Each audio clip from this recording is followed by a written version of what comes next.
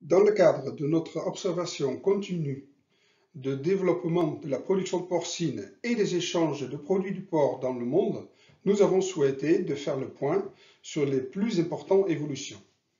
Tout d'abord, je souhaite remercier Boris Duflot pour sa participation à la réalisation de cet article et Inaport pour son support financier. En 2020, la pandémie de la Covid-19 et l'apparition de la fièvre porcine africaine en Allemagne ont ajouté d'importantes incertitudes au marché international du porc.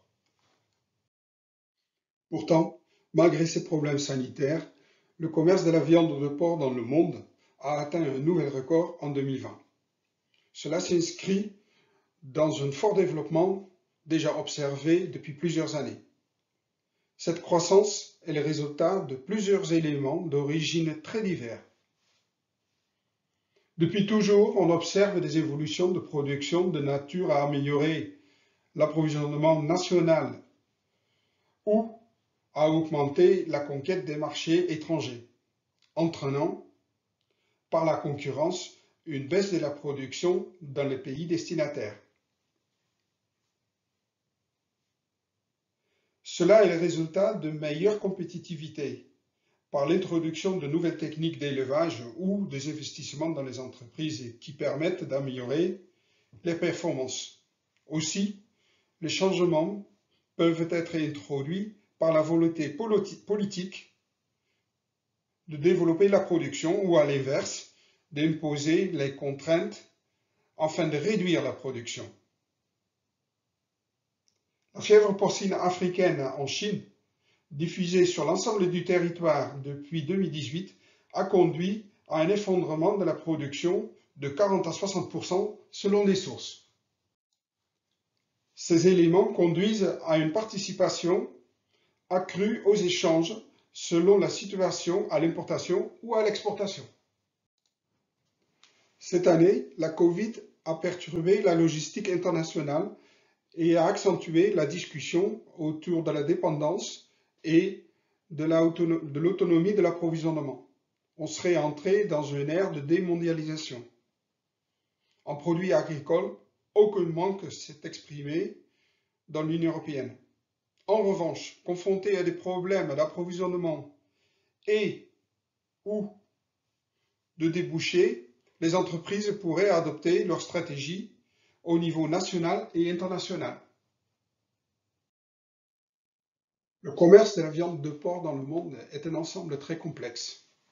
La plupart des pays dans le monde participent à ce commerce, à l'importation ou à l'exportation. La carte représente des flux les plus importants, mais cache en réalité un ensemble de produits et des qualités très divers.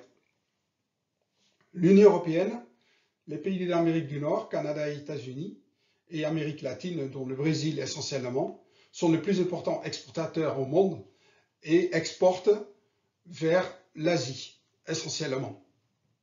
La tendance de ces dernières années est plutôt orientée vers des produits élaborés. On cherche à commercialiser le plus de différentes pièces selon les différentes destinations. Ces dernières années, au contraire, vers la Chine, on voit qu'on envoie plutôt des produits basiques. Déjà les plus importants exportateurs dans le monde, les pays des 3 continents que je viens de montrer précédemment, ont encore augmenté leur exportation en 2020 en forte hausse. Au numéro 1, le plus important, l'Union européenne, avec plus de 5 millions de tonnes exportées, toutes destinations confondues, tous produits confondus, suivi par là aussi une forte croissance pour les pays de l'accord Canada, États-Unis, Mexique, l'ancien ALENA, et puis suit de loin l'Amérique du Sud, avec surtout le Brésil en tant que premier exportateur. Sur le graphique de droite, vous voyez les exportations de l'Espagne qui ont explosé et qui compensent, surtout dans le deuxième semestre, les exportations allemandes qui ont fortement diminué suite à l'arrivée de la peste porcine africaine en Allemagne. Les autres exportateurs importants de l'Union européenne sont le Danemark, les Pays-Bas et la France. Avec ce transparent, je veux illustrer comment rapidement la situation de production et des échanges dans le monde peut changer. Encore il y a quelques années, la Russie a été fortement déficitaire, dépendant des importations, à plus de 1 million de tonnes, et avec la forte croissance de la production, soutenue par le gouvernement russe, la Russie est devenue excédentaire depuis 2 ans. Excédentaire veut dire que la Russie commence à exporter. Les volumes restent encore relativement faibles, sont orientés vers des pays voisins, mais aussi Hong Kong et Vietnam font partie des destinations. La Russie veut certainement faire partie des exportateurs dans les années à venir. La Chine domine le commerce international de la viande, avec l'explosion des importations en 2020 jusqu'à plus de 5 millions de tonnes. La Chine représente à peu près 60% des importations totales dans le monde, suivi par des autres pays asiatiques. Et on voit très bien que la Russie, Ukraine et Biélorussie, ensemble, les importations sont presque réduites à rien. La Chine se caractérise par des importations de produits de plutôt faible valeur,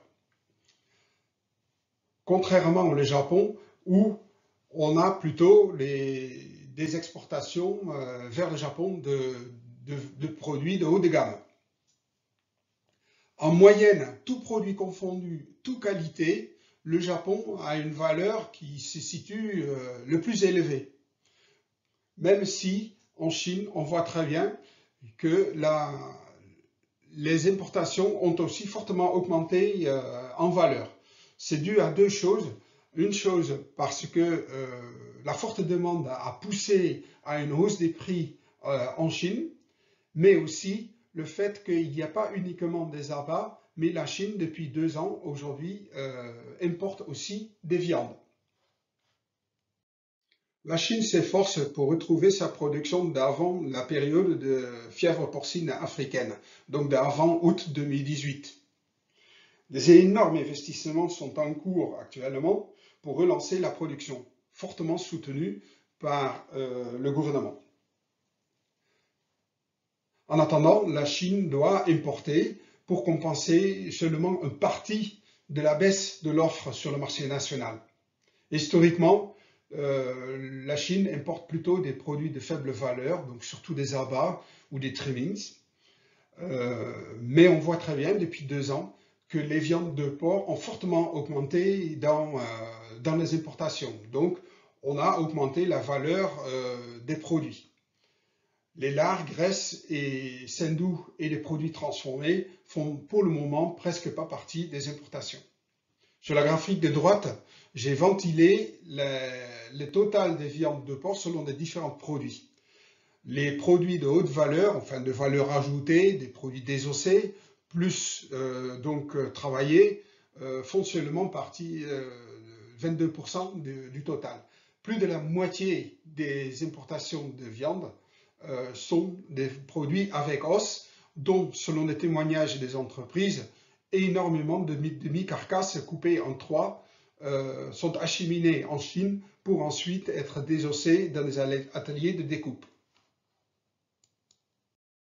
Dans ce contexte d'offres et de demande qui change sans cesse, les entreprises s'adaptent sur le plan national et international. Elles s'adaptent pour saisir des opportunités ou de contourner les contraintes.